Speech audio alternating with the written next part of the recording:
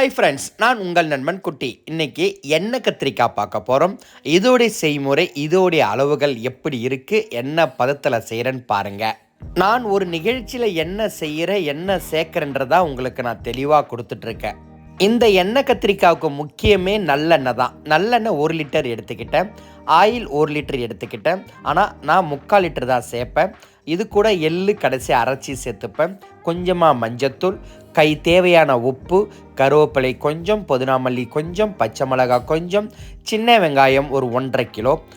இந்த எண்ணெய் கத்திரிக்காவில் நம்ம வடவும் சேர்க்க போகிறது கிடையாது. இது கூட மசாலா, கரம் மசாலா கொஞ்சம் சேர்த்துக்க போகிறோம். வாசனைக்கு கொஞ்சமாக பட்டை, கிராம்பு, ஏலக்காய், சோம்பு சேர்த்துக்கிறோம். இந்த எண்ணெய் கத்திரிக்காய் அரைச்ச பூண்டு விழுது மட்டும் சேர்த்துக்கிறோம்.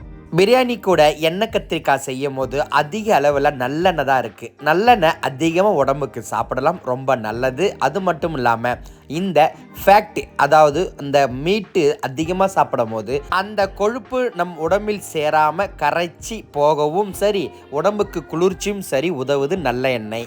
சரி, வீடியோ பார்க்கலாம் வாங்க. ஒரு வாணலில் 3/4 லிட்டர் எண்ணெய் ஊற்றிக்கிட்டேன். அதில் பட்டை, கிராம்பு, ஏலக்காய் அப்படி கொஞ்சமாக சேர்த்து தாளிப்பு மாதிரி போடுறோம்.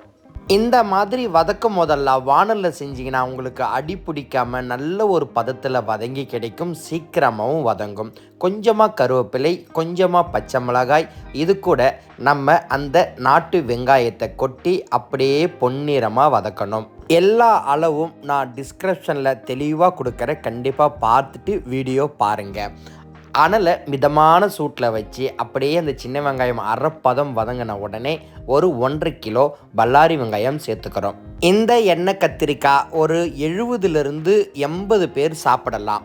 இந்த வெங்காயத்தை ரொம்ப பொன்னிறமாக வதக்காமல் ஒரு கண்ணாடி பதம் அளவுக்கு வதக்கணும். இந்த கத்திரிக்காய் கூட 1 டீஸ்பூன் அளவுக்கு மஞ்சத்தூள் சேர்த்து, அப்புறம் புதினா மல்லி தழியை 1 கைப்பிடி அளவுக்கு சேர்த்து, எப்பவும் நம்ம பிரியாணிக்கு என்ன செய்முறை வதக்குறோமோ அதே செய்முறை வதக்கணும். ஆனால் ரொம்பவும் பொன்னிறமாக விடக்கூடாது. கொஞ்சம் கண்ணாடி பதம் வந்த உடனே எடுத்தால் தான் கத்திரிக்காய் தொக்கு மாதிரி பார்க்கவும் சரி, சாப்பிடவும் சரி ரொம்ப நல்லாயிருக்கும். கண்டிப்பாக நீங்கள் ஒரு மண்டபத்திலையோ இல்லை வீட்டில் நிகழ்ச்சியோ செய்யும் போது வாணலில் இந்த மாதிரி கத்திரிக்காய், சுவீட்டு, இந்த செமி ட்ரையாக வதக்கிறதெல்லாம் வாணலில் வதக்குனீங்கன்னா உங்களுக்கு வதக்கவும் ஈஸியாக இருக்கும், கண்டிப்பாக தீச்சலும் பிடிக்காது. இந்த வெங்காயம் கண்ணாடி பதம் வந்த உடனே அரைச்ச பூண்டு விழுது சாது சேர்த்து அப்படியே நமக்கு வதக்கிறோம். எல்லா செய்முறையிலையும் வதக்க எண்ணெய் பிரிஞ்சு வரணும். அப்போ தான் அதோட பச்சை வாசனை போயிட்டு நமக்கு நல்ல ஒரு வாசனை கிடைக்கும். இது கூட தக்காளி சேர்த்துக்கிறோம். தக்காளி சேர்த்து நல்லா வதக்கி இப்பயும் நமக்கு எண்ணெய் பிரிஞ்சு தனியாக வரணும். தக்காளி ஒரு 3/4 பதம் அளவுக்கு வந்த உடனே நம்ம அலசி வச்சிருந்த, அதாவது கத்திரிக்காய், நாட்டு கத்திரிக்காயை நீட்டு வாக்கில் வெட்டி சேர்த்து வதக்கணும். நீட்டு வாக்கில் நம்ம வெட்டினாதான் கத்திரிக்காய் சீக்கிரமாக குழஞ்சி போகும், அதோடைய சுவையும் நமக்கு அதிகமாக கிடைக்கும். நீங்கள் நிறைய பேர் நினச்சிருக்கலாம், என்னடா பிரியாணிக்கு ஒரு சிக்கன் கிரேவி, மட்டன் கிரேவி ஏதாவது இந்த மாதிரி தான் நல்லாயிருக்கும், எண்ணெய் கத்திரிக்காய் எப்படி இதுக்கு கண்டுபிடிச்சாங்கன்னா, நம்ம எந்த அளவுக்கு கறியோட அந்த எண்ணெய் பொருளை சாப்பிட்றோமோ அந்த ஃபேக்ட் குறைக்கிறதுக்கு கத்திரிக்காய், நல்லெண்ணெய், புளித்தண்ணி எல்லாம் அதிகமாக உதவுது. அது மட்டும் இல்லாமல் பிரியாணிக்கு சாப்பிடவும் ரொம்ப நல்லாயிருக்கும். இதுக்கு தேவையான உப்பு சேர்த்து அப்படியே நல்லா வதக்குன்னு வதங்கி அந்த கத்திரிக்காய் அப்படியே நொந்து போன மாதிரி ஆகணும். இந்த இடத்துல நம்ம நல்லெண்ணெயில் பாதி அளவு இது கூட ஊற்றி வதக்கும் போது வாசனை கிடைக்கும். அப்புறம் மீதி பாதியை கடைசியாக ஊற்றி கிளறி நம்ம பிரியாணி கூட சர்வ் பண்ணும் போது சாப்பிட அவ்வளோ ஒரு வாசனையாக இருக்கும். அதிகமான அனல் பதத்தை வச்சு அப்படியே தீஞ்சி போன மாதிரி வதக்காமல் சரியான அனல் பக்குவத்தில் கத்திரிக்காய் குழைய அப்படியே கிளறி விடும்போது பார்க்குறதுக்கே அவ்வளோ அழகாக இருக்கும். அந்த வதங்கி எண்ணெய் பிரிஞ்சு தனியாக வரும். இப்போ கத்திரிக்காய் உங்களுக்கு அள்ளி காமிக்கிறேன் பாருங்களேன். அப்படியே ஒன்றும் பாதியமாக நசுங்கின மாதிரி ஒரு 60% நமக்கு குழஞ்சிடுச்சு. இதை இன்னும் அனல் பதத்தை குறைச்சி பொறுமையாக குழைச்சி கடைசியில் நம்ம புளியை ஊற வச்சு கசக்கி வடிகட்டின தண்ணியை இது கூட சேர்த்துக்கிறோம். கண்டிப்பாக எந்த அளவுக்கு புளி தண்ணியை சேர்த்து சரியான ஒரு புளிப்பை கொடுக்குறீங்களோ அந்த அளவுக்கு பிரியாணியில் சாப்பிட நல்லாயிருக்கும். அதாவது நீங்கள் புளி தண்ணியை ஊற்றி அந்த புளி உறுப்பை பார்க்கும்போது ரொம்ப தூக்கலாக இருக்கக்கூடாது, நமக்கு புளிப்பு இருக்குன்னு அப்படின்னு தோணணும். அப்புறம் கொதித்து கொதித்து சுண்டும் போது அதோடைய புளிப்பு அதிகமாகி நமக்கு சூப்பராக கிடைக்கும். வீட்டில் அரைச்ச குழம்பு மிளகாய்த்தூள் இதை அப்படியே மேலே தூவி நல்லா கிளறி விட்டு கொதிக்க விட்டு இறக்குனா பிரியாணியில் தொட்டு சாப்பிட்றதுக்கு அவ்வளோ ஒரு மனம் கிடைக்கும்.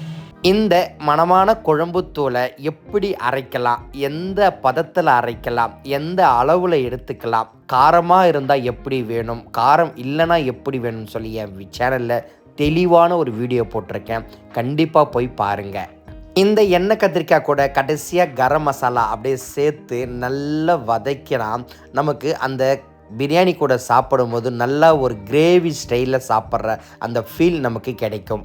அடுத்த வீடியோ கத்திரிக்காய் கிரேவி சூப்பராக முந்திரி கசகசா தேங்காய்லாம் சேர்த்து செம்மையாக செஞ்சுருந்த விரைவில் வீடியோ வருது. என் வீடியோவை தொடர்ந்து பார்க்கும் சப்ஸ்கிரைபர் நண்பர்கள், நீங்கள் உங்களுக்கு என்ன வேணும், எப்படி வேணும்ன்ற எனக்கு கமெண்ட் பண்ணிங்கன்னா கண்டிப்பாக உங்களுக்கு ஏற்ற மாதிரி நான் வீடியோ போடுகிறேன். ஏனென்றால் நீங்கள் பார்ப்பதற்கும் புரிஞ்சு கொள்வதற்கும் தான் நான் வீடியோ போடுகிறேன்.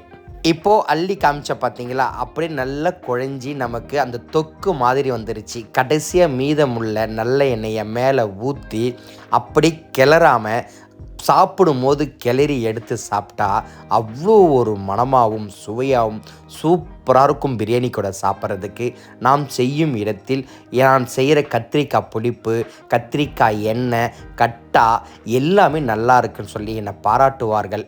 எப்படி செய்கின்றன்னு சொல்லி அவங்களும் வீடியோ பார்ப்பாங்க. நான் இப்போல்லாம் இந்த மாதிரி நான் வீடியோ யூடியூப்பில் போடுற பாருங்கன்னு சொல்லிவிடுவேன்.